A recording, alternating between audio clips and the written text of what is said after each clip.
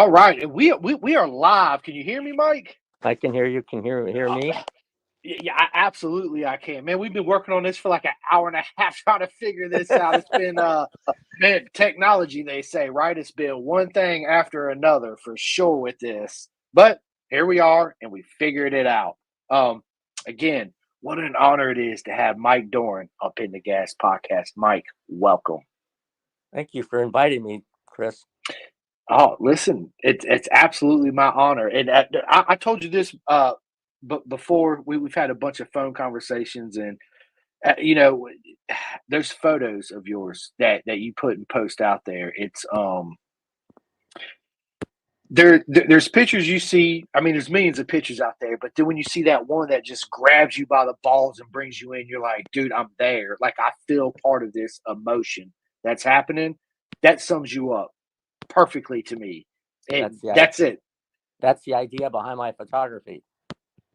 Oh man, absolutely awesome. I love it. It's good stuff, man. I obviously a little backstory. When I first started the podcast, and I was actually posting pictures, I posted one of Mike's pictures, and I got a message, and Mike's like, "Hey man, will you tag me in this photo?" And I was like, "Oh shit, I'm sorry, man. I'm sorry, right?" Because I was so new to doing that, to taking other people's photos and posting them. So, but I've actually posted a lot because Mike's photos is just absolutely stunning, and many of you that are listening to this or that's going to listen to it knows exactly who Mike is.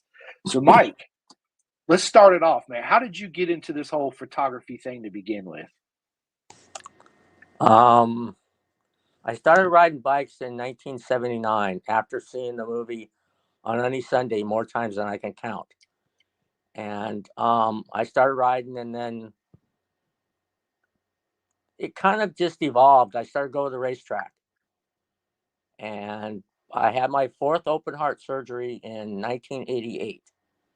And 2 weeks after I got out of the hospital, my dad passed, and I got his camera equipment. And then somebody came to me and said, "Hey, Nikon's got new autofocus lenses out there." I'm like, okay. So I went and got all the new Nikon stuff, traded in the old stuff, and went to the track with it, started shooting photos. And it kind of just went from there. I was a habitual person at Willow Springs. And Bill Huth saw my photos. And he was the owner of the track at the time. God rest his soul. And we had long conversations, and he finally just said, "Mike, I want you to be my chief photographer." I'm like, "Bill, you already have a chief photographer." No, no, no, I don't want that guy. He's got fuzzy photos, and he's always grabbing women's butts and picking on girlfriends and stuff. I'm like, "Well, that's not good." So that's kind of how it evolved, and I got to know all the guys that came out there, guys like Jason Pridmore, Nick Einach, Brian Catterson, and became involved with a 24-hour endurance team. Got to know Evelyn Pritz, just everybody involved in motorcycle racing out there. And I rode bikes for a long time up until '89, when a friend of mine suggested, "Mike, you can't carry all your camera equipment on the back of a motorcycle anymore." Oh, all right. So it just kind of went from there. Got a new truck. I started going to more racetracks. I went to Firebird in Arizona, went to Phoenix International Raceway. Where else did I go? That's awesome because I actually went to Phoenix International Raceway, and I actually raced at Firebird International Raceway. Yeah, Absolutely. and Firebird has that long front straightaway, and then you come up the backside and there's sand on the course. In one of the right-handers, that's where Fred Merkel ended his career in 1993. Really? And then you come up the back straightaway and you make that turn to go on the drag strip. And if it was after a rain, you slipped and slid all everywhere because Yeah, it I was remember that. And then when we went to when we went to PIR, I'm like, "How's this?" And it was still film days. So, and at that point, I was living in Northern California. I got half my family moved to Northern California, so I decided would be better for me up there. And I got to know people at Laguna, and I already knew Wayne Rainey, and Eddie Lawson and Kenny Roberts Sr. and Jr. It was kind of a fluke thing. I was at Willow Springs in 1989, 1990, and Kenny Roberts was there. He says, "Well, my son's going to be riding this he called it a diesel because he wasn't a fan of four strokes at the time." And he Right. said, "Can you take pictures of my son?" And I'm like, "Yeah, sure." So we did, or I did, and he was happy with them. And then he went jetting off to Europe, and I ended up visiting his son, and it's just stories upon stories, getting to meet people. And the biggest thing I did was try and help people, give people, make sure they got the best quality image that they could use, whether it was shooting for motorcyclists or Cycle World or the magazine American Road Racing that used to be Dean Adams' deal. And that's how I met Dean. And just kind of went from there. Being able to shoot for all these people. I mean, I never thought that when I first started out doing this that I would achieve what I've achieved over the last 35 years. Getting to meet all these people, getting my family involved, my niece and my nephew specifically, um, getting to shoot the USGP. Proper. In '93, what was a deal was my boss at the time, Mary Ellen Wright Rana, called me and said, "Hey, can you come down to Laguna and shoot Wayne Rainey in a car, a Russell School car? He's taking it to school." Sure, why not? So this is in February, February, and it's raining. So I get down there and I started to put all my stuff away, and Wayne comes walking up and says, "Mike, where do you live?" I go, "Petaluma." "You mean you drove all the way down here to take pictures of me in a race car?" "Yeah, Mary Ellen asked me to. It's my day off, so I figured why not." And I he said, "Don't go away." So he went into at the time the Grand Prix had a portable trailer in the paddock, and he waved me. I was finished loading my truck, and he waved me over to the portable classroom, or whatever you want to call it, office. And I went in there, and he had me sit down. And Bob Barnard, who was the general manager of the USGP in '93, asked me, "Mike, where do you live?" I thought I answered this question. "I live in Petaluma." He says, "You mean you drove all the way down here to take pictures of this bozo?" "Okay, if that's what you want to call him." "Yeah, I did, in the rain." "And you're going to drive 150 miles all the way home?" "Yep, no problem." He says, "How'd you like to be the chief photographer for the USGP?" I'm like, "That'd be awesome. This is what we're going to do. We want you to shoot it from start to finish." I'm like, "Okay." So this was film. So I got 100 rolls of film, and I shot it, and I got to go to all the preseason tests. The only caveat was I couldn't send some pictures to Cycle World. Like there's a picture I had of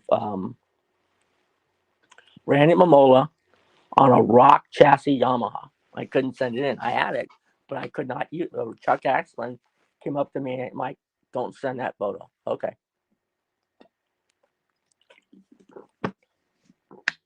Then there was, and then we get there. Start of the week, the bikes are showing up at San Francisco Airport. So I'm up there with a buddy of mine who's the current chief photographer at WeatherTech Raceway Laguna Seca, Tim Hill.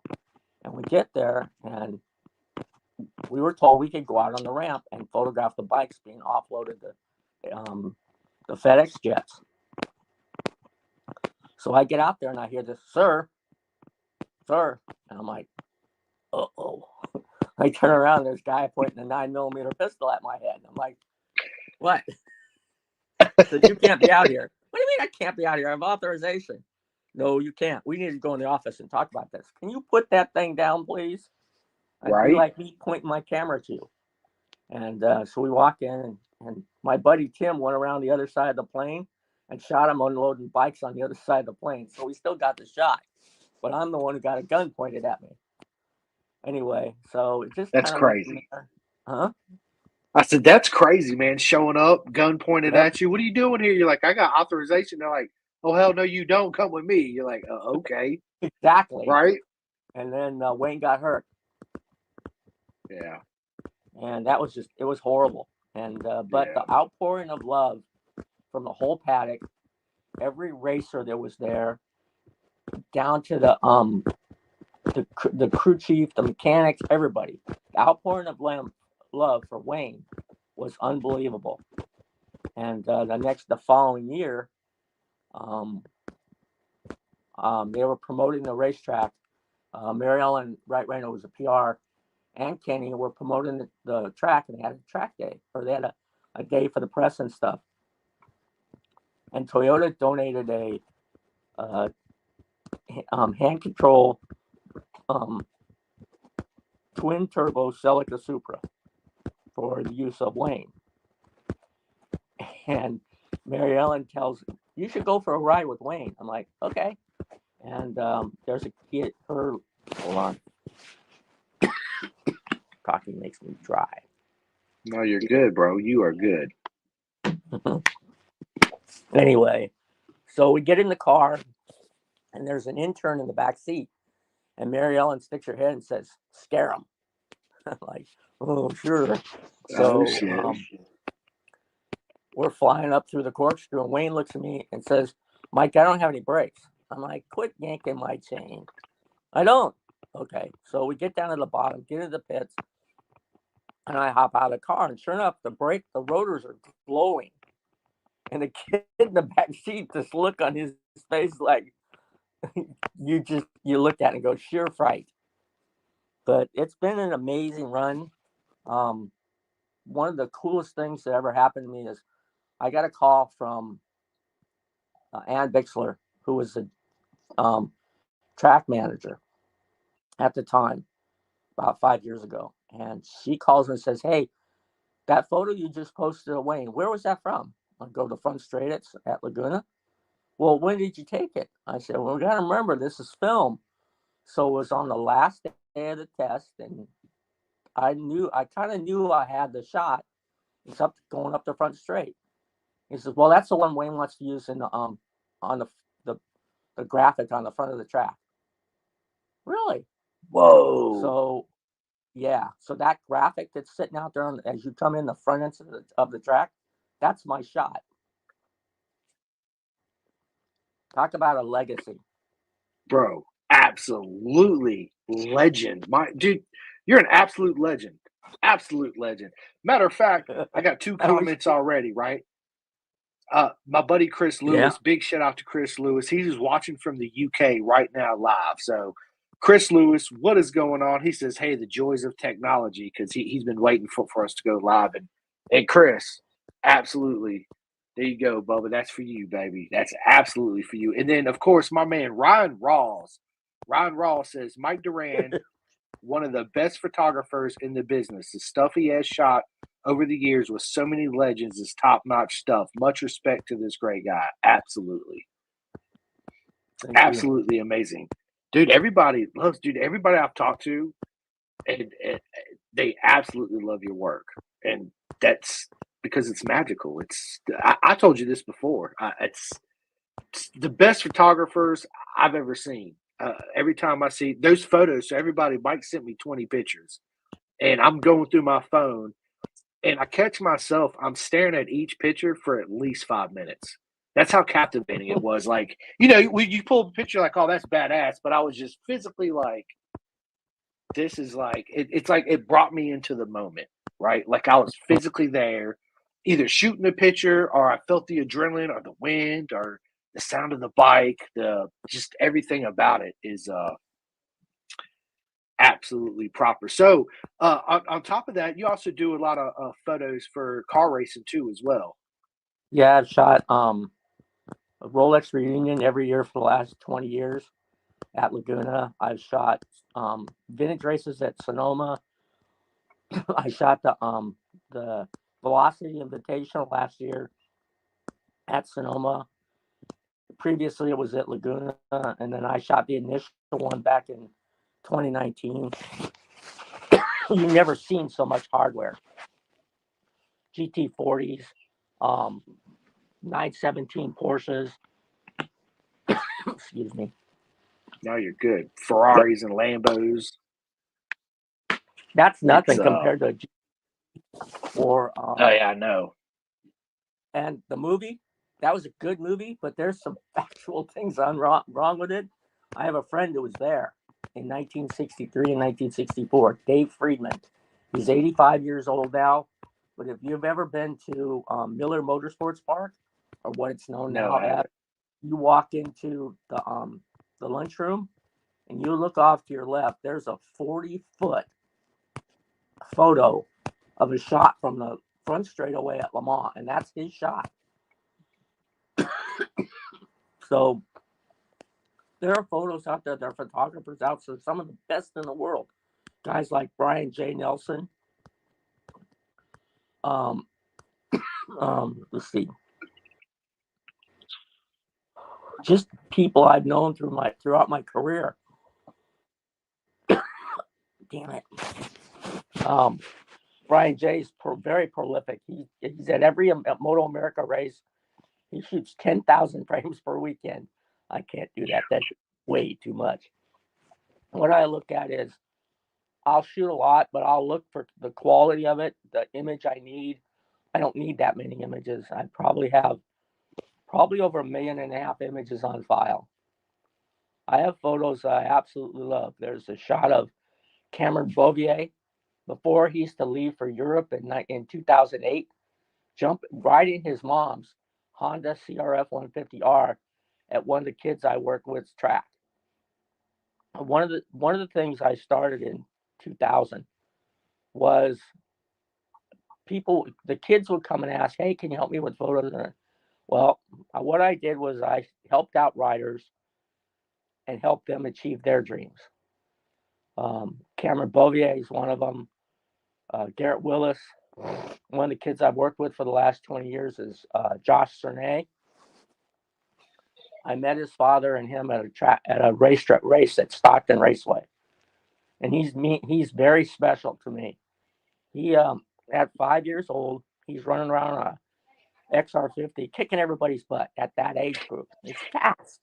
My God. And so I called and I said, "Hey, Rich, I got some more photos I can sell you." He said, "No, we really can't afford it." And told me about Josh's illness. I'm like, "Really?" He's got cystic fibrosis. And I don't know if you know what that disease is, but it destroys the lungs from the inside out. And average life expectancy when I met him was 27. It's proved. Wow. It sets them. It's their life expectancy has gone up to over 65.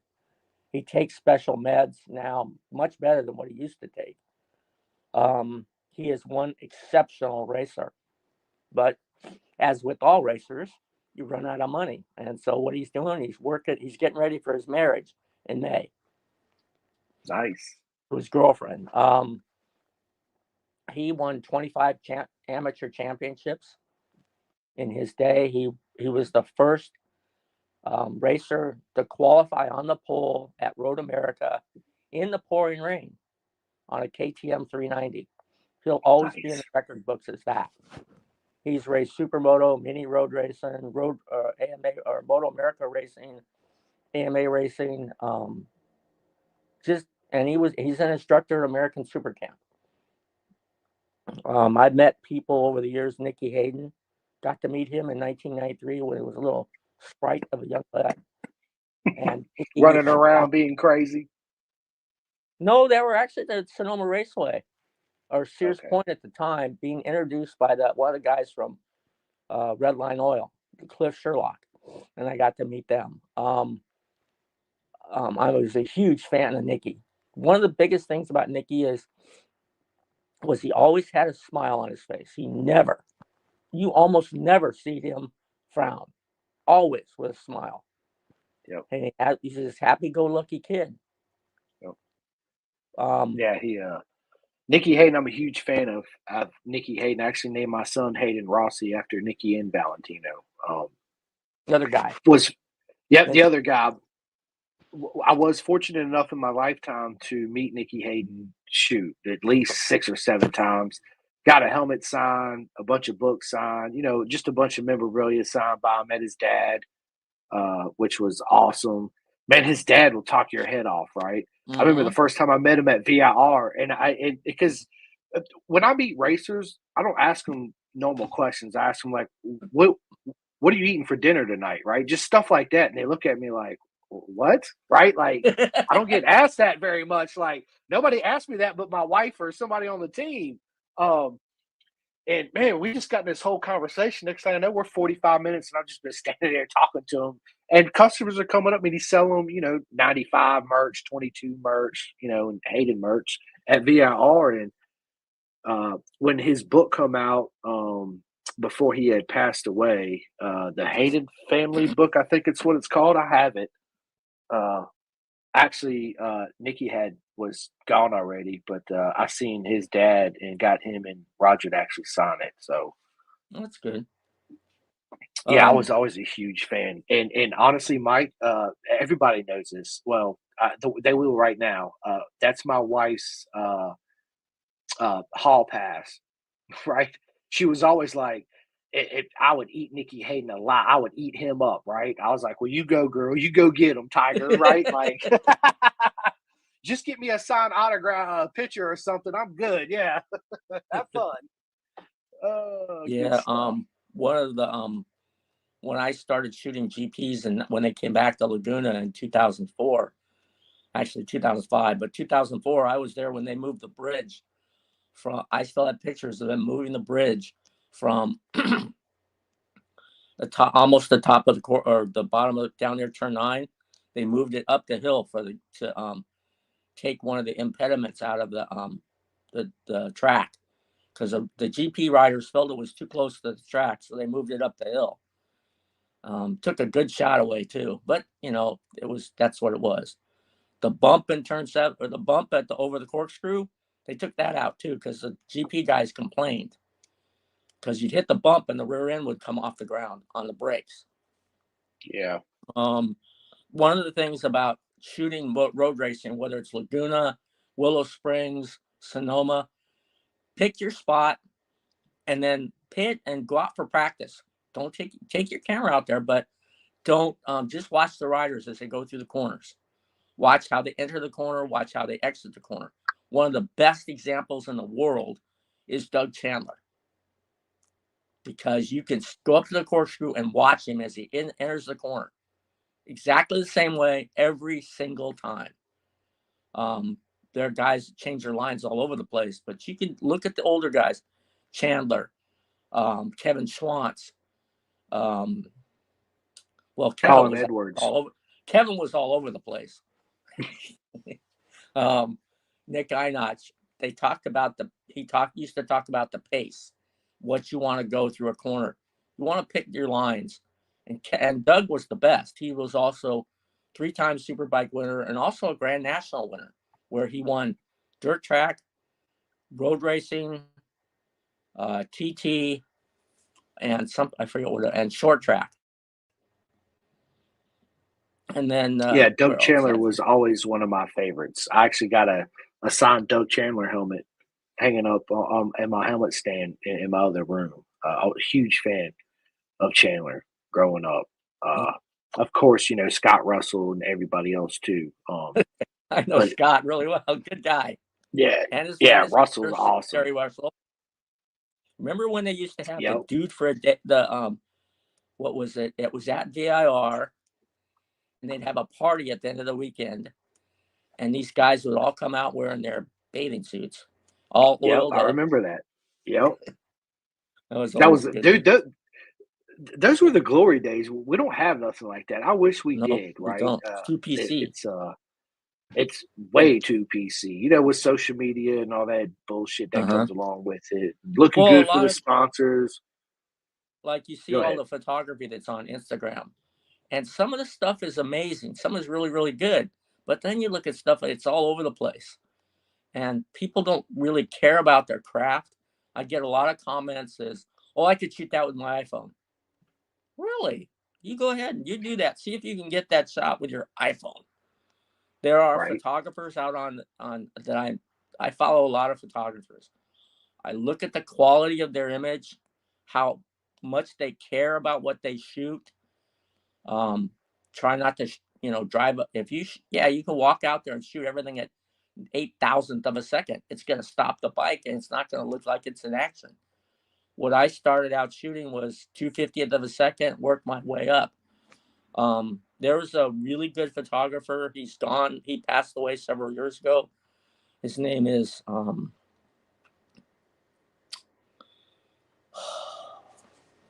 no, I've forgotten. Sucks to It's get okay. old. Yeah, Um, it does. he lived in Texas for a while. He passed away when he was in Texas, but he'd always give me crap, and we talk about what photos we shot.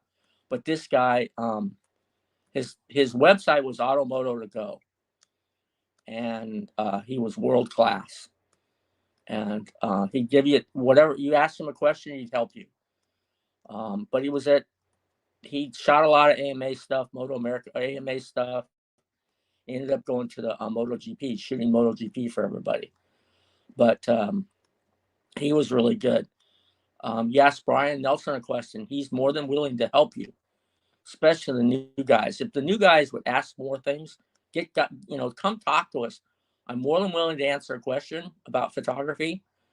And it doesn't really matter what camera you use. Um, People talk about you have to have the high megapixel camera to make everything work. That's not true.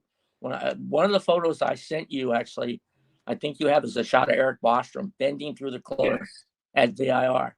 That was shot with a Yes. 3 megapixel camera at Really? at 4 frames per second.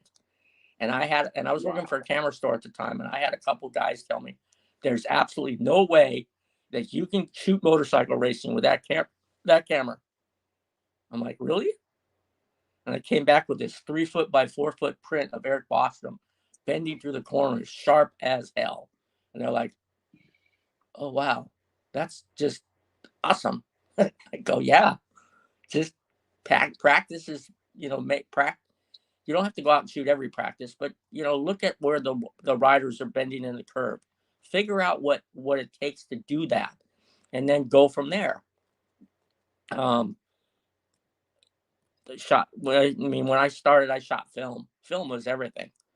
The biggest problem with Yeah. film is you'd have to wait 5 days to get your film back, which is a pain. But now it's instantaneous. You look at it right there on the back of the camera. What else?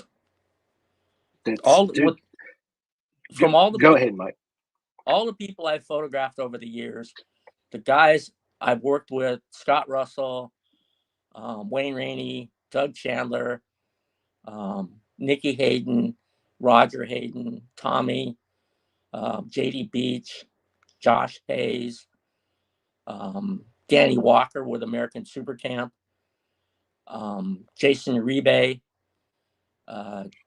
just everybody I've ever worked with or photographed. Shayna Texter's another one. Elena Court used to be Myers. Very, very talented people. Um, just Jeff Emig shooting outdoor motocross. And there's been some incredible PR people I worked with. And in PR, people like Diana Brennan was at Sonoma, Jennifer and Bimbo, Mary Ellen Wright Reyna, who was at Laguna, Ed Nichols, who was at Laguna, Alicia Berra, who's at Laguna, John. I don't see him enough on Facebook anymore, Instagram, because he's retired. But he used to be the PR at Miller Motorsports Park, who would step out of their way, and if your credential didn't show up, or something along those lines, they would bend over backward to make sure you had it. If it was however it was sent. I've shot Supercross, the magazines I've shot for: Cycle World, Motorcyclist, American Road Racing, Cycle News. First photo I ever got published was set in concrete by Brian Catterson. It was for Cycle Legend. News, and it was at a 24-hour endurance race with Wira. And one of the bikes had blown something out of the bottom end of his bike in the middle of the 8th or 9th hour, and there's oil. He oiled the track. And this is at the time when, remember Exxon Valdez, Mm-hmm. the tanker accident in Alaska? Yeah, Well, they absolutely. put a big piece of white tape on this guy's gas tank that said Team Exxon Valdez. And I photographed it, and I sent the photo into Brian, and they printed it. And then 1993, I'm at PIR. That's when Larry Pegram crashed in turn 10 and broke his leg in about 10. He got hit. Yeah. And they stopped the race. And the track, the way it was laid out, was you could either be in the inside or the out on the ring wire event. I thought it was a dumb track, but whatever. That's beside the point. It was a 3-rider finish. Scott Russell, Doug Poland, and Pascal Picat. And this race. It was done before Daytona, and there was a rider who rode Ducatis, and he was killed at Daytona the following month. So I took the photo that I shot. It went into Motorcyclist magazine. Boy, did I get chewed out by Brian Catterson about that. Oh, no. I offered it to Brian. I said, "Hey, I got this shot. Oh, we're full. Got enough photos. Okay. Called Nick, showed him the photo, and he says, "Yeah, we're gonna run it." So Jimmy Adamo, got killed. Anyway, so what I decided was, and with a couple friends, I was going to print 53 photos or 54 photos of that particular print and get those guys and sell them for $50 a piece and donate the proceeds to Jimmy Adamo's family. I still have a photo somewhere. Anyway, Nice. I got a call from Doug Poland's lawyer because I posted it in Cycle News. He says, "You can't do that." I said, "Let me talk to Doug." And I told him what I was doing, and he says, I told him, the lawyer, what I was doing. And the lawyer says, "Well, here's Doug." And Doug's like, "You're going to do this for the family?" "Yes." So says, I'll sign anything. That's a good thing. I go, "Well, something that needs to be done for the family." So I did it, and it went over. I sold every one of them and gave each of them a signed photo. That all three, and it was the closest 3-rider finish in AMA history at that time. So it's just little things photographers get back, or at least the ones who are conscientious of what's going on. They're involved in the sport. I have people ask me, "How come you can make more money shooting cars?" Yeah, but they're boring compared to motorcycles. Whether it's flat track, and the other part of it is being in the right place at the right time. Right. The dirt track shot of all those riders on the front straight getting ready for the start at San Jose Mile. Every one of them's a legend. Chris Carr, every one of them. It's in the 50th Alpine Stars 50th anniversary book. Being in the right place when Nicky Hayden popped that wheelie coming out of turn 3 and gave me the peace sign. Yes. I nailed that shot. I was standing there with huge lens, and I shot it. And everybody's like, "Wow!" Or the photo, I have a friend of mine, Michael Hannes. We're on the back roads of Santa Rosa, and he's riding a Honda CR500 2-stroke, street legal, and he pops it up, and I get the shot. And it was supposed to be for a magazine article, which never got published, but that's okay. I still have the photo. I still got it, dude. That going back real quick, Mike. That photo you just mentioned, Nicky Hayden, one wheel, left hand off the bar, peace sign to you. Listen, that is a legendary photo. Absolutely legendary. I know. A matter of fact, I have it somewhere hanging in my room. To be honest with you, amongst the billion posters I have. But yes, it's I never forget when I seen that shot. I was like, it's just again, Mike. It's something about those photos you see. It just grabs you, and you're like, Mhm. so how did you feel in that moment, Mike, when you knew you had that shot? I looked on the back of the camera and go, "Oh, I got it." Well, actually, I wasn't. I was waiting for everybody else to come through because that was really central for all the GP bikes Yeah. because they could snap it up out of their turn. The other problem with that turn is it's a flat corner, and if you don't hit it just right, you end up on your noodle. Yeah. Wayne told me that.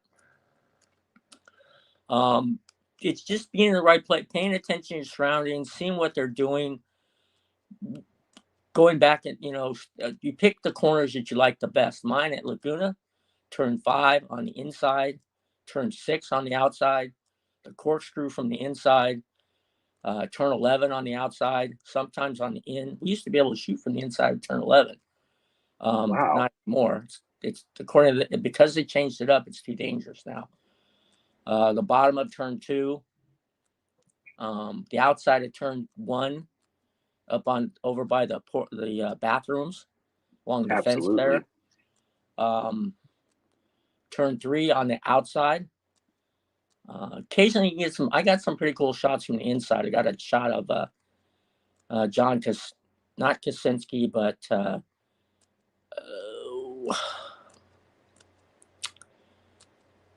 Hopkins. I got a hopper shot from there. The Um, hopper. the outside of, and it depends on the time of the day when you're shooting. Turn 11 always outside or in the afternoon. Turn 5 on the inside, morning shot. Turn 6, you can shoot there morning or afternoon. Turn 2 is a morning shot. Um, the corkscrew is always morning or afternoon because the sun's directly overhead. Yeah. And you look at where your sun is. And the other thing I've learned over the years is I started shooting landscape photography in 2003, 2004, because I produce a landscape calendar every year. I produce one mostly for family. I have a fair amount of friends who get a calendar from me. Walker gets one, just friends. And it's all landscapes. And in fact, people at Laguna and Sonoma get one. My doctors get one. They actually pay for it. They won't let me give it to them. But it's always nice to do something else to clear your mind. I've shot indoor short track on concrete. First time I ever shot with it, that was in 2002 at in San Francisco at the Cow Palace. That was fun, and it was on the same weekend as an AMA Superbike race at Sonoma. I shot Supercross at Anaheim. I shot that for 15 years, always at Anaheim, and then I shot one at San Jose at the college there, and I shot one at 18. It's not AT&T Park anymore. It's something else now, where the Giants play. Yeah. I shot outdoor motocross at Glen Helen, Washougal, Hangtown. Shot the Sacramento Mile for 11 or 12 years. There was a perpetual figure in the 2000s, early 2000s. He passed quite a while ago. Big Bill Spencer. He knew everybody. He was a writer, photographer for Cycle News.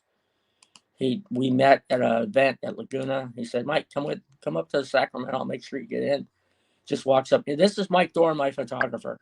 San Jose Mile, all the different places that I could drive to, and I'd get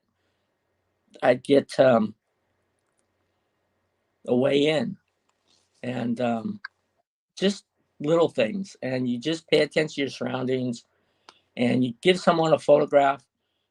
My biggest thing over the years is take care of the kids. There are kids out there, they can't afford to pay for photos. But if you help them out, you know, give them a photo. It makes them happy. They're at the track, they got a photo from someone, and you can't always get a free photo. You have to pay for them once in a while. there's some very talented photographers out there making a living do this week in and week out. I never started. I never started to do this full time, and just kind of started. It just went from there. It was a passion. I've loved every minute of it. I went from shooting Nikon to Canon, and now I'm shooting Olympus mirrorless.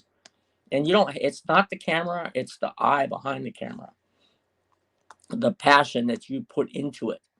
Um, you know. Absolutely. Yeah, it's your photos. It's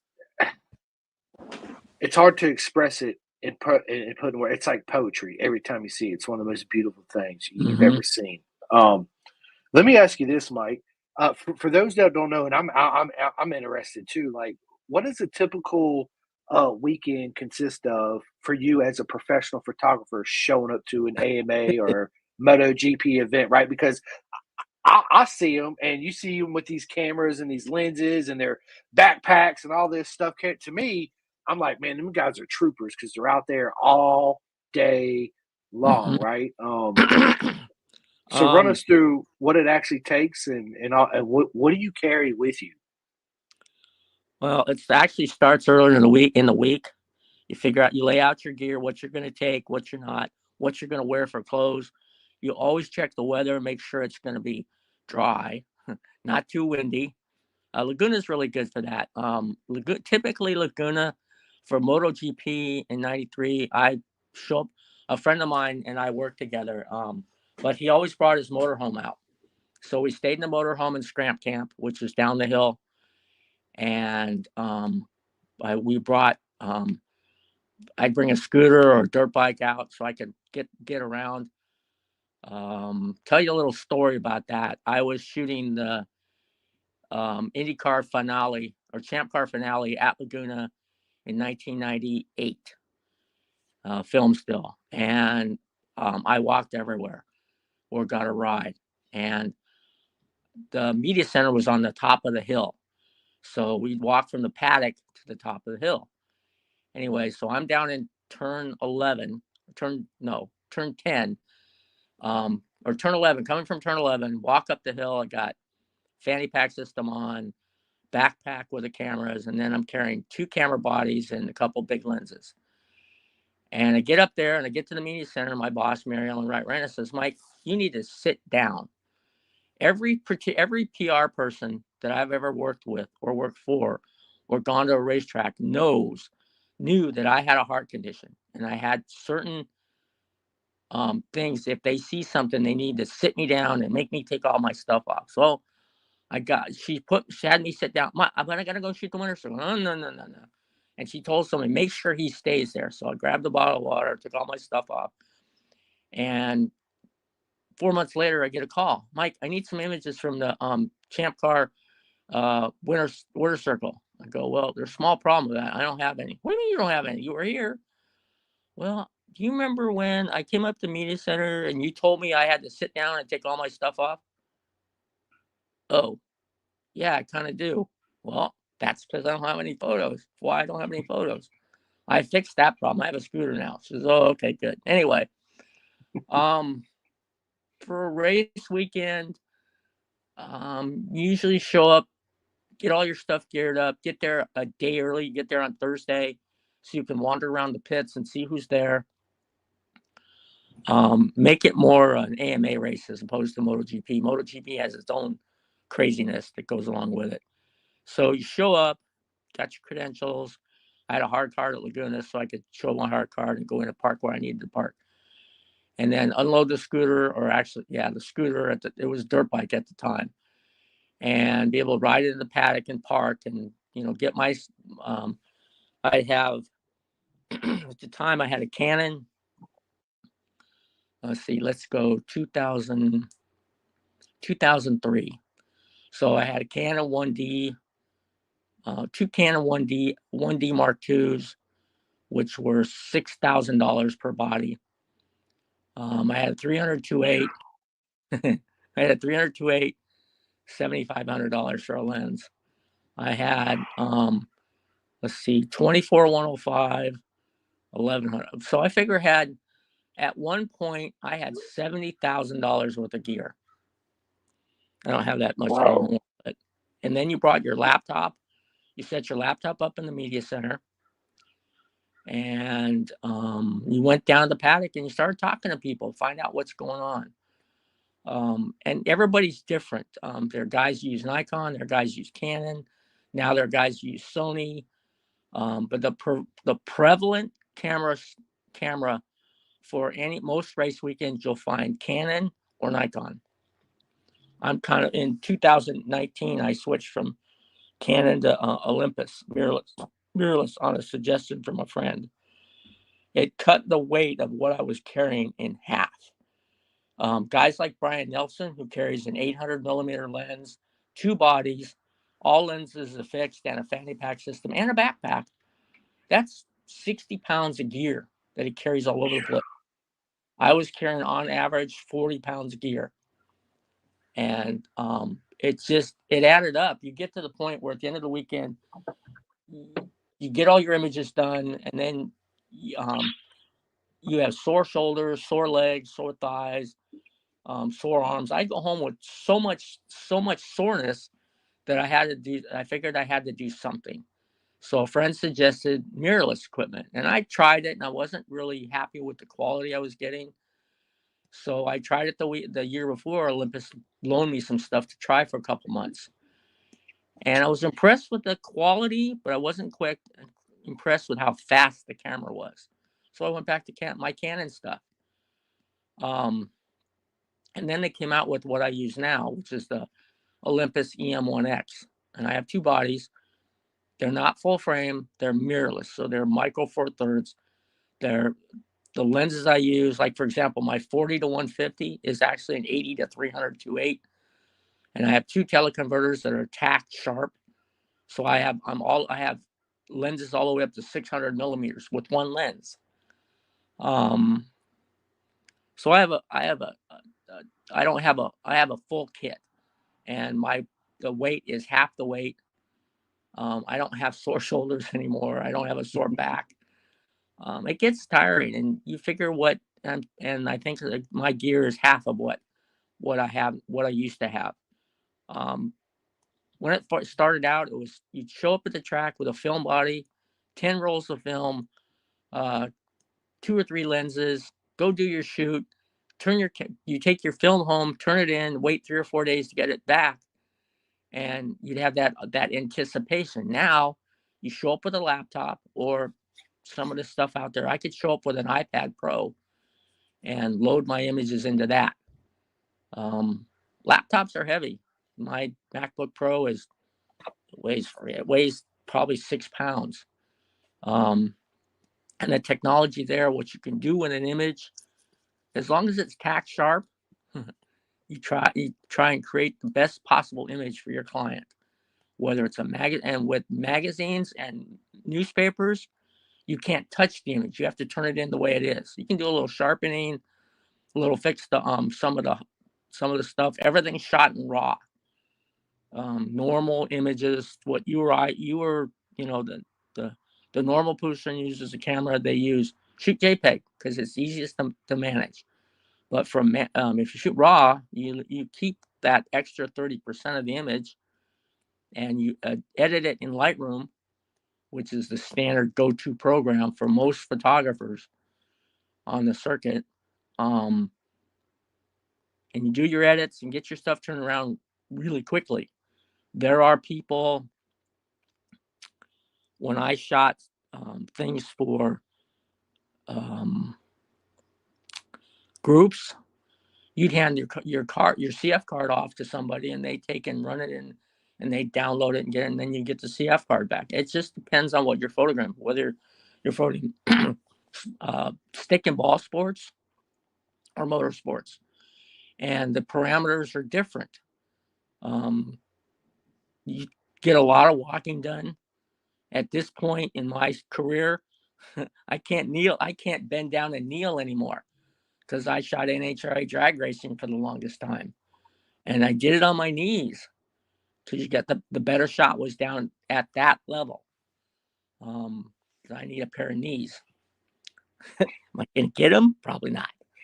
I just have to be careful getting on my knees. But you get Right. to the point where your back is sore. I'm surprised I haven't got arthritis. The biggest thing is take care of your body. To what we'd show up in, mostly Levi's. I used to show up at Willow Springs, and guys would show up, and they'd look like they walked out of a mud bath. They weren't showing that they were a professional photographer, showing the people that were buying photos from them that you looked like the pro that you were instead of the slug from next door. Right. One of the things I try is I always show up in a polo shirt or a collared shirt, clean pants. Use hiking boots on the circuit because you never know what you're walking into.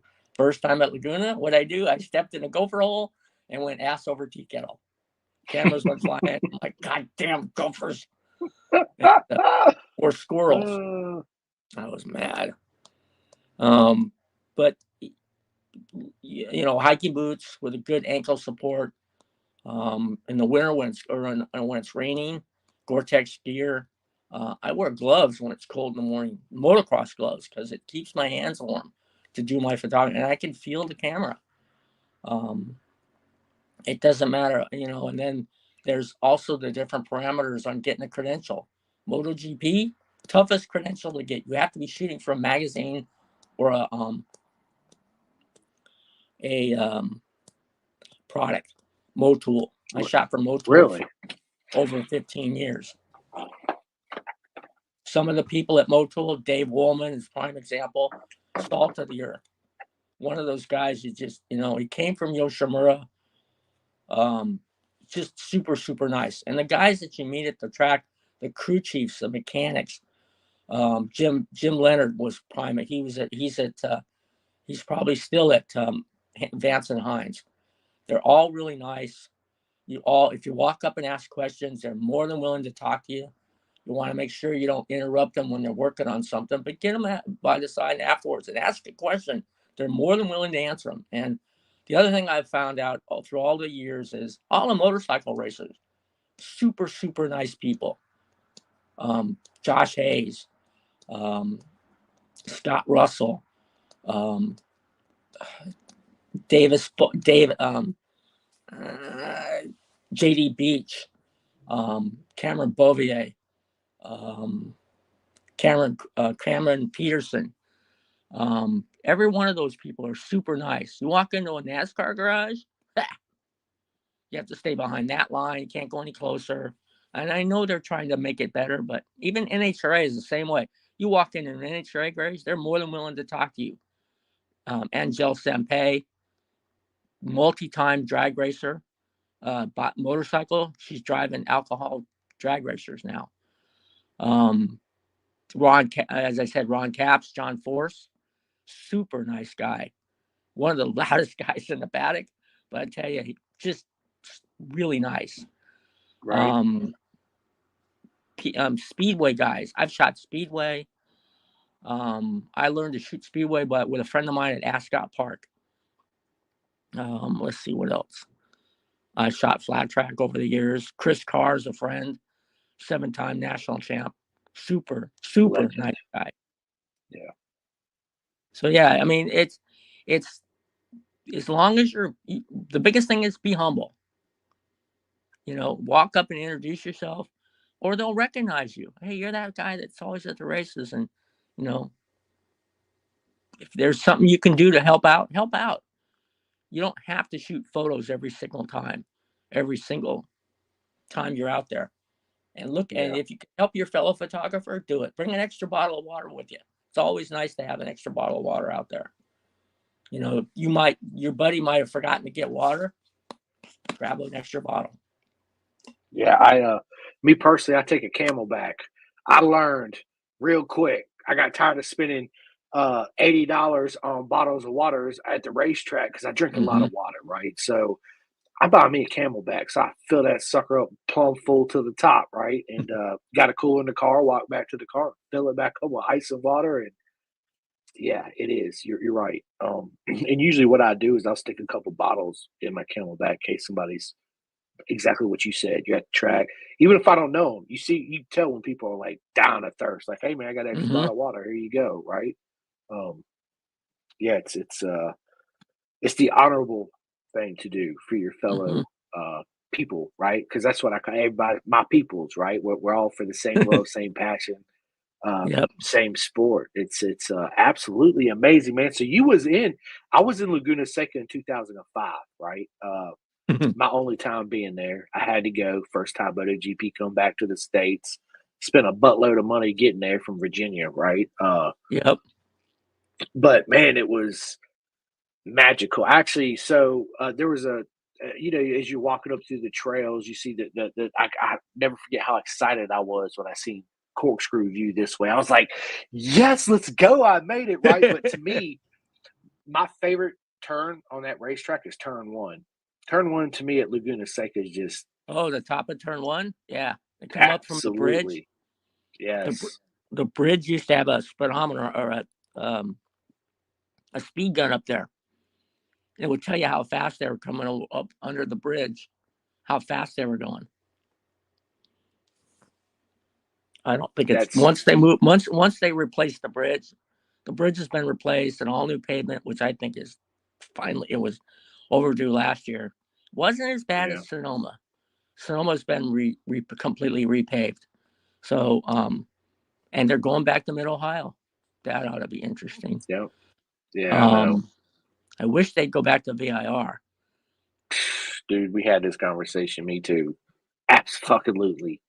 It was awesome. Pisses I me mean, off they don't. I the loved it. places I got to go after the racetrack was I've been to the Air and Space Museum at Dulles. I've been to Kitty Yep, Hawk. yep. Um, just I've been to Appomattox. I got home from the first race I went to 2001 from VIR, and I got home and went back to work. I was working for a camera store at the time, and everybody's like, "Where'd you go?" "Oh, I went to a race." "Well, what'd you do afterwards?" "Oh, we went to Appomattox." And all these young kids who are in high school or just out of high school, like looked at me like, "What's that?" I go, "I see you didn't take any history in high school." So yeah, I mean, for the photographers are out there, the people are listening. You can go through my photographs on my Instagram page, or actually they're all over the place. But my Smug Mug account, and there's lots and lots and lots of photographs up there from everything you can think of, IndyCar to motorcycle racing to there's even speedway, um, flat track, kids racing, motocross, just all kinds of stuff. Um, and the other thing is, if you're at a racetrack somewhere and you want to practice, go to one of the track days. Not, I mean, go to one of the kids' track like Stockton or, or Prairie City, where they're riding dirt bikes up there, and get some, or your local racetrack. Go out there and photograph the kids. You'll learn so much during that, and then you can take what you've shot there, you go to race and apply it to what and learn your craft is my biggest thing. Learn your craft because it'll pay you back in so many ways. Getting back to Josh, kind of went away from that. His dad introduced him to the next day, and I introduced myself to Josh. And at 5 years old, he looks up at me and says, "You have something wrong with you." And I looked at his dad. He says, "I didn't tell him." And I said, "Yeah, Josh, I have 2 holes in my heart, no right ventricle. I was born like that." I said, "You have something wrong with you, huh?" He says, "Yeah, I have cystic fibrosis, lung disease." I'm like, hmm. And I said, "What do you want to achieve out of your dream? What do you want to achieve?" I want to be world champion." I'm like, "Okay, let's see if we can help you. Let's see if I can help you get there. But you have to do one thing for me." He says, "What?" "Stop giving your parents crap about doing your meds and your breathing treatments." for the pretty much the whole time we hung out together. He did everything right. But we went and did all kinds of things. We went to races. He got to race on the KTM 50 Cup at the Supercross finale in Las Vegas. Nice. Yeah, on a 50.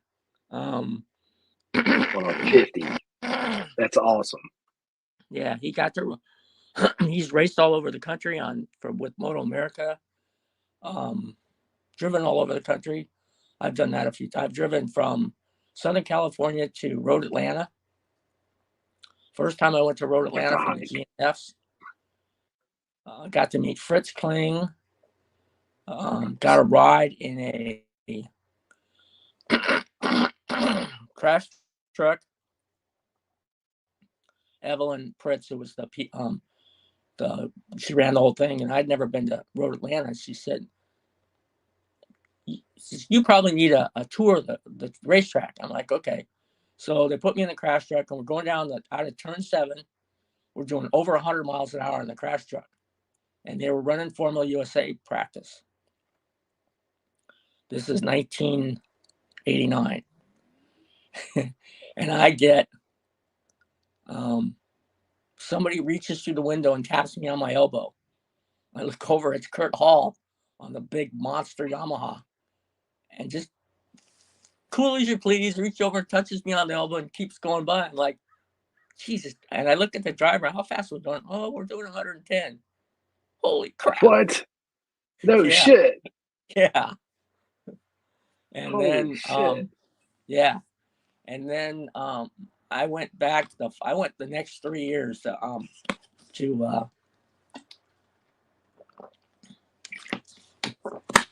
Road Atlanta, great place. And then they took the gravity cavity out, kind of sucked.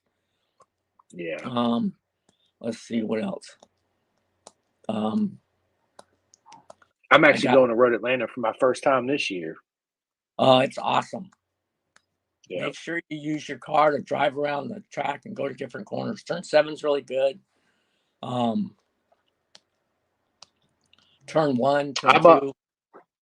I'm actually working with Ryan Wolf on his race team, so I'm gonna be helping him in the Twins Cup class.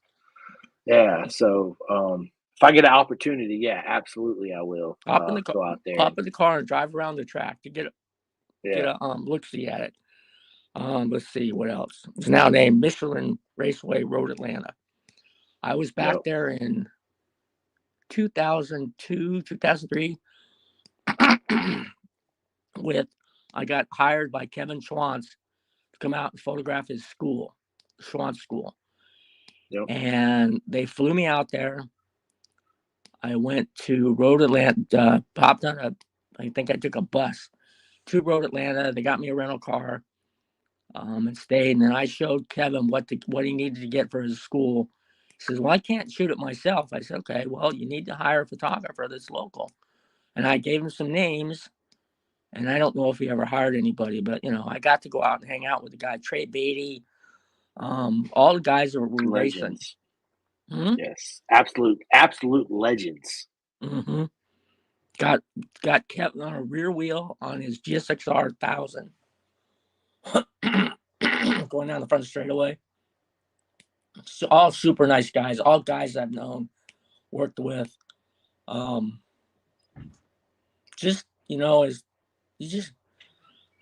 don't know.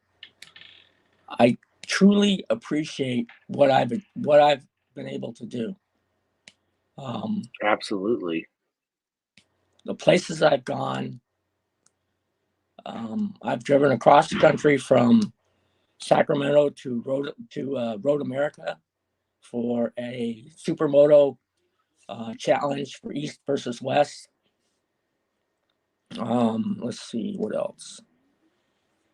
And Scott Russell showed up, and Doug Chandler was there, and all kinds of people. It was a great weekend. A little go-kart absolutely track at Road America. Have I ever shot the track exactly? No. I've shot VIR 5 times. Shot Daytona twice. I've shot the Miami Street Course for an AMA race. Yep. That was way back in the day. Yep. Yep. There's a Jimmy Felice, Yep. Nick Einach on a 250. Fritz Kling before he passed. Super, super nice guy. I have Doug Chandler on a Harley, on a Kajiba, on a Ducati, on a Kawasaki.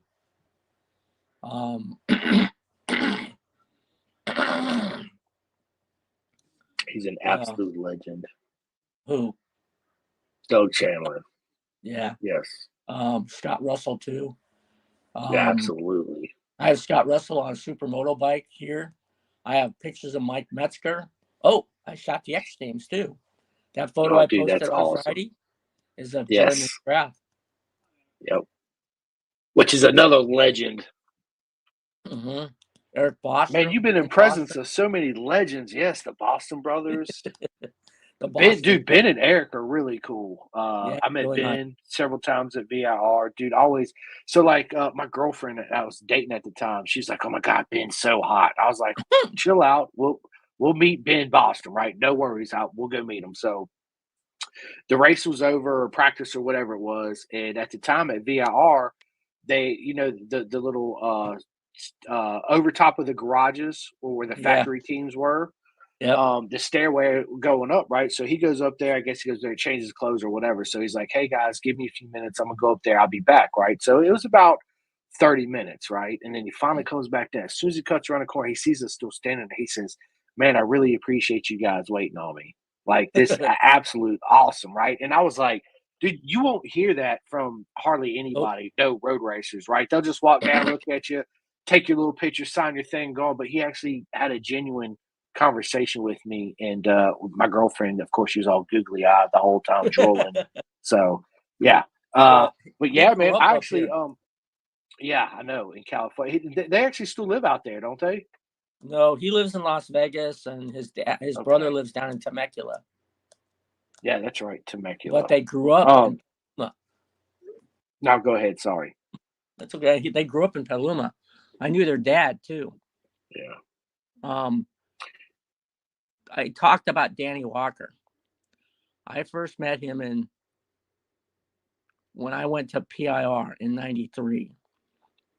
We're in the paddock, and actually I probably knew him from before, but we're in the paddock, and I'm wandering around looking for photos to shoot. And he comes walking up to me. He's got Birkenstocks on, socks. I think he's got shorts on. He's got his Southwest cruise shirt on. He's wearing a cowboy hat. And I took the photo. He says, "You're not going to post that anywhere, are you?" I don't know. You never know, Danny. So then I have pictures of him in '93 on the GP bike at Laguna, the Southwest Tour 500cc GP bike.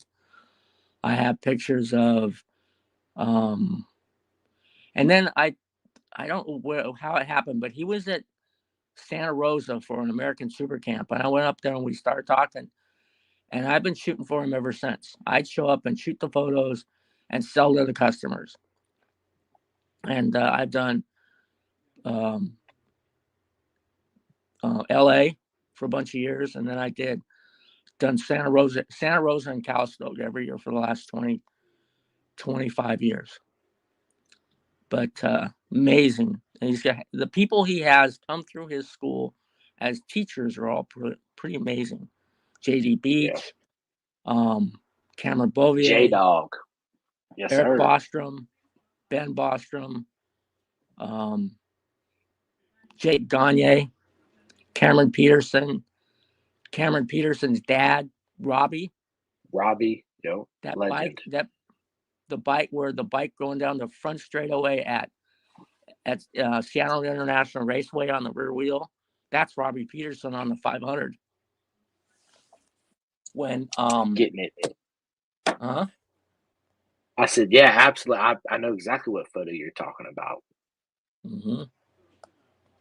Yep. When Kenny Roberts brought over the 500s for the Formula USA series. I have a picture of Doug Chandler in dirt track leathers in 1989 on one of the 500s at Laguna.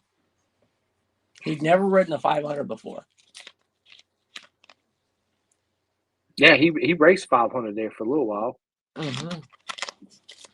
He raced the Kajiva. Yep.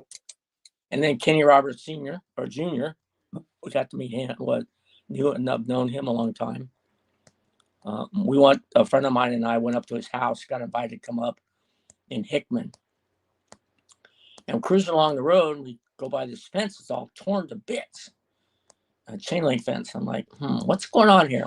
And my friend's a CHP officer. He says, looks like somebody went off the road and had a good time wrecking their vehicle. We get in Kenny's Jr.'s KRJR's driveway and his Jeep's parked there. It's all trashed. And we get out of the truck. Hi, KR. Did you have an incident with a fence along your property line? Yeah, don't tell my dad. Yeah, your dad's going to kill you. Dad's going to kick your ass is what he's going to do, yeah. Well, he got the truck fixed and his dad never knew about it. Dad listens to podcasts. He's going to know about it. He's going to know now, right? Yeah, absolutely he will. But listen, so people, go ahead. Go ahead. The people we've lost, there are quite a few. Absolutely. The people that come into the sport, the true champions, the kids. The biggest thing is all these racers, all the pros, give back. Whether it's a school, whether there's helping young people out, whatever. Do what you can. I mean, I can't give everybody a photo, but if I can help out a little bit, give some photos to help them raise some money for a charity, no problem. Yep. Absolutely. Yeah. Go ahead. Sorry, Mike. Go ahead. Go ahead. I was gonna say my story real quick with being where photographers where you guys shoot, right? Because I go to GP every year in Texas. So one of my friends, she's a female, she's in with I'm not gonna name names, but anyway, so she comes up to me, I'm sitting there and she's like, hey, you want to take a van ride with me and actually go on the inside of the track? And I was like, fuck yeah, I do. Right. So we go on the inside of the track where they drop off the photographers, the corner marshals are working during a Moto 3 qualifying session. So we're in this van doing whatever, 5 miles an hour. And I got my cell phone out going, I can't believe I'm fucking doing this. Like it was, dude, being where you guys are shooting those photographers, you guys got the best seats in the house. Absolutely, hands down, the best seats in the house. Because I was so taken back. It was just an experience I'll never forget. It was absolutely amazing. Being that close, watching the photographers do their thing. And the guy that was driving the van was telling us, yeah, this and this and blah, blah, blah, and all that. It was really cool. It was a special moment. It was something that very few of us fans get to do, right? Yeah, it was absolutely magical. Mike, listen, dude, we've been at this for like an hour and 15 minutes almost, man. We're gonna have to gonna have to end this here soon because it's 6:50 my time, and I was supposed to be at my mom's house at 6:30, but we made this happen because, dude, it was a technical issue, and it was absolutely very aggravating. But listen, we're gonna get Mike back on here. There's definitely gonna be a part 2. But before we get off here, Mike, I got to pick your brain for a couple of minutes on what we talked about earlier, right? So I want to start at books. I mean, you talked about books earlier. I'm a big audio book. I don't read, Mike, because if I read, I fall asleep. But audio books, because I'm a podcaster, all day long. I just got done with Matthew McConaughey, The Green Light, which was an absolutely awesome book. I know that's the next book on my list. Oh, dude, you're gonna absolutely fucking love it. I promise. And then I just got done with Steiner Gunther, the guy that ran the Haas F1 team that obviously got fired. His book's decent. I like it because it's him that's actually doing the audio talking on it, right? Right. And then Hopper, John Hopkins, Leathered, which was the best motorcycle book that I've ever read because he holds nothing back at all. Absolutely nothing back. Talks about the alcohol, the pills, smoking weed, riding MotoGP bikes, all this stuff that nobody else I don't think would come out and admit to, right? Yeah, Did he absolutely come out amazing. and So talk what about book? did he come out and say he's a clean freak? Yeah, he did. Yeah, he's yes, he did. So what book are you reading right now? What am I reading? It's by it's a whole series. Brad Thor. Mm, It's a it's not military. It's guys who go after the Taliban and this, that, and the other thing. And yeah, and there's one guy's a Secret Service agent to a it's just a good series. And I've been reading them for a couple of years now. And then I like technical thrillers. I have a couple photography books. One on she's photographed back in the 30s, and she has this photo called Migrant Mother that was photographed in California in the 1930s, and it's a really good read. I have pictures. I have a couple of Ansel Adams books. I like history. I do too. Just you know, Yeah, I'm big into like the Egyptian pharaohs and the pyramids and Greece and Sparta. Dude, I love that shit. I eat it up. It's absolutely awesome. So music, Mike. What kind of music do you listen to? lots of blues. Dude, yeah. Listen, I love Frank Sinatra. I listen to shit out of Frank Sinatra. That's Well, not blues. It's a jazz. Yeah, Joe Bonamassa, BB King, BB uh, King. lots of old rock and roll. Yep, I listen to Stairway to Heaven by Heart. That's just one awesome song. I it wasn't a is. big Led Zeppelin fan, but listening to her sing the song that way, but lots and lots of blues stuff. My brother's a huge blues fan. Etta James, old school blues. I like really good jazz. Um, Artie Shaw. Let's see who else. Um,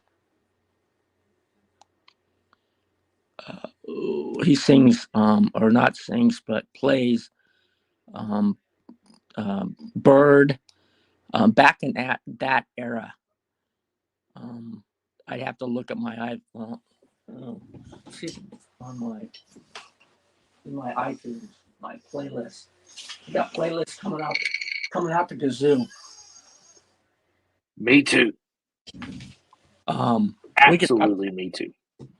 um, some kind of blue is another album I love. It's nice to when it's in the afternoon and after you get home, you have to edit photos. I listen to jazz. Yeah. Um, I have a couple classical limit songs I like. The 1812 Overture. That's always a favorite. Yeah, it's good stuff, man. Good stuff. So, this is one of my favorite questions because I'm a huge fan of one of them. Star Wars or Star Trek? Neither. Neither. Okay. Nope. Do you like cooking? Because I love to cook. I don't know how to cook. Oh, okay. The Okay. one Favorite food? thing, the one thing growing up because of all my time in the hospital, Yeah. I never learned to cook. My brothers can all cook fantastically. Me, no. I Not so burn much, water. right? I'm gonna have to use that. I burn water. It's fucking good.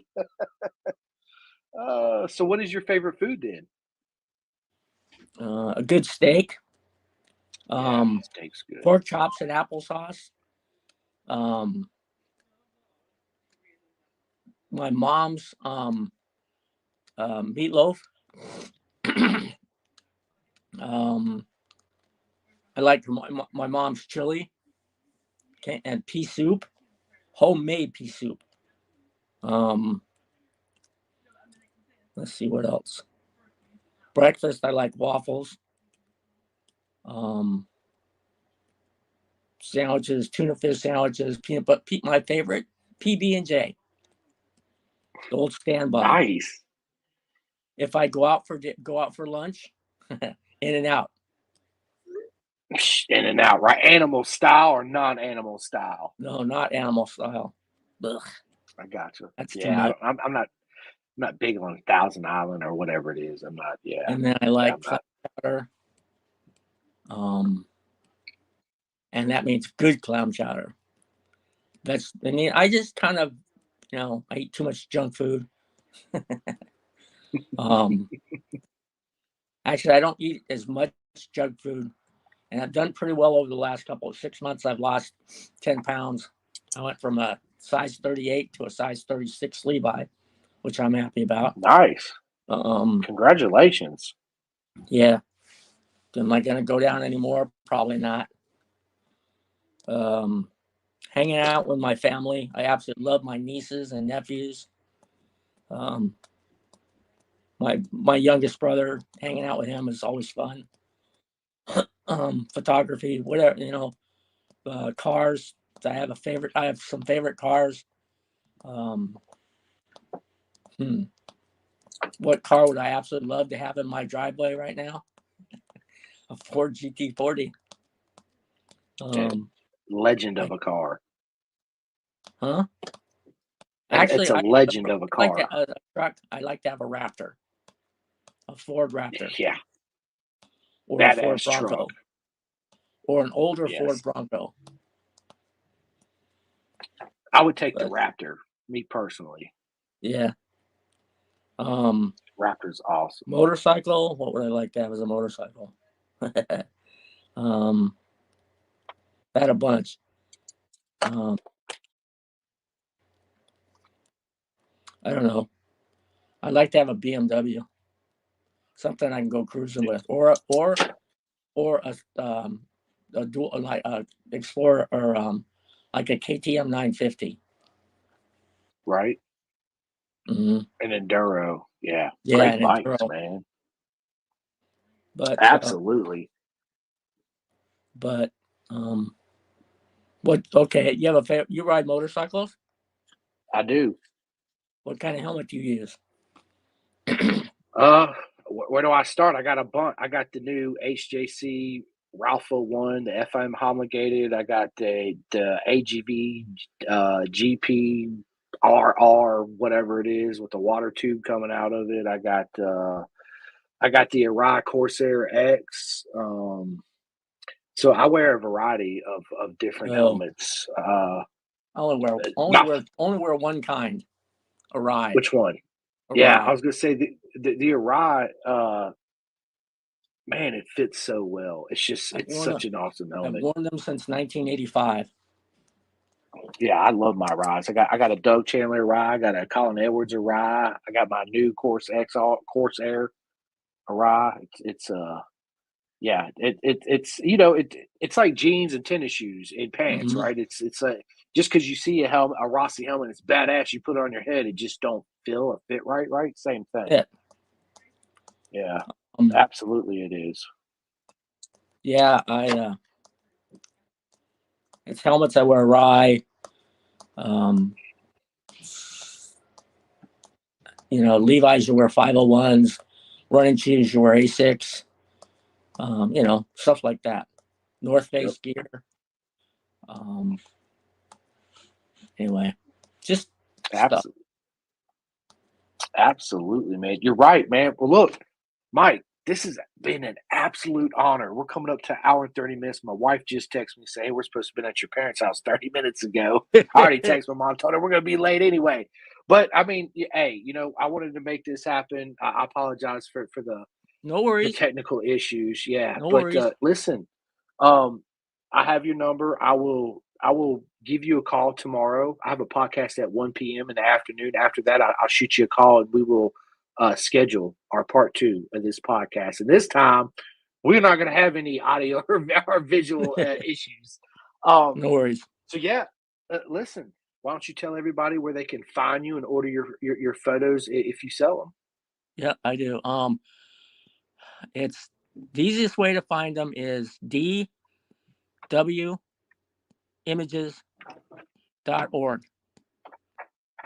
It will pop up as Mike Dorn Photography. which is it's the best way. And there's a link on the bottom that says buy photos, and you can find my landscape photos, my race photos, all kinds of stuff. Simply the best photos you could buy on the planet. Absolutely amazing. Absolutely amazing. Thanks, dude. Chris. You're very welcome. Hey, listen, Mike, I need you to send me your address because I always send my guests Pin the Gas podcast some stickers. So I'm gonna get cool. you a I can put package of something some on my stickers. laptop. Yeah, absolutely, man. I got round ones, right, and I got the cutout ones. So I'll send you several of each for sure. Okay, 100%. But yeah, before I get off here, I gotta do my little quick shout out. So first shout out, man, like always, is to everybody that likes, watches, and subscribes to the podcast. It's such an honor. Thank you guys so much. Nothing but I always put up the heart thing, right? Look, hearts show up on the computer. Boom, that's for everybody, right? Watch, Mike, check it out. Watch this. Did you see it? Yeah, how awesome is that? So yeah, and look, I'll do it one more time. Yeah, baby. But big shout out to my man Jake Marsh and Pete Marsh, everybody at R&D Racing over there in UK that highly supports Pin the Gas podcast. They run us on their race bikes and leather suits. It's absolute honor. Thank you guys so much. He has a club called Club 45. Go and sign up and join them to help him out. Big shout out to my man Martin from the Clothing Kings. You can go to theclothingkings.co.uk, order all the Pin to Gas merch you guys want, hats, beanies, soft shell jackets, all that good stuff. And before I get off here, I got to give a huge shout out to my man Hawk Mazada that sent me his race shirt that he signed for me, and he sent my son 2 shirts too as well. Hawk Mazada, you are an absolute legend. So yeah, I can't wait to actually meet him in Road Atlanta this year. It'll be my first time meeting him in person, which is going to be awesome. So yeah, listen, thank you guys so much for watching this episode. We'll be out on iHeartRadio, Spotify, all that good stuff. And yeah, until next time, Mike, what an honor. And we will see you guys later. Hang on just one second.